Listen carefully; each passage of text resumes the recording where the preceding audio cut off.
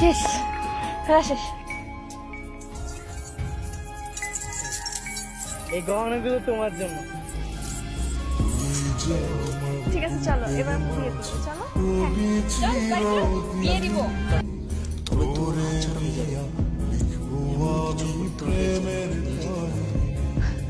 আপনারা শিকল খুলে ফেলেছেন, কিন্তু ও তো কখনো শিকল খুলতে চাইতো না। চাইবে কি করে? এই মাহিনী তো ওকে ভুল বুঝিয়েছে।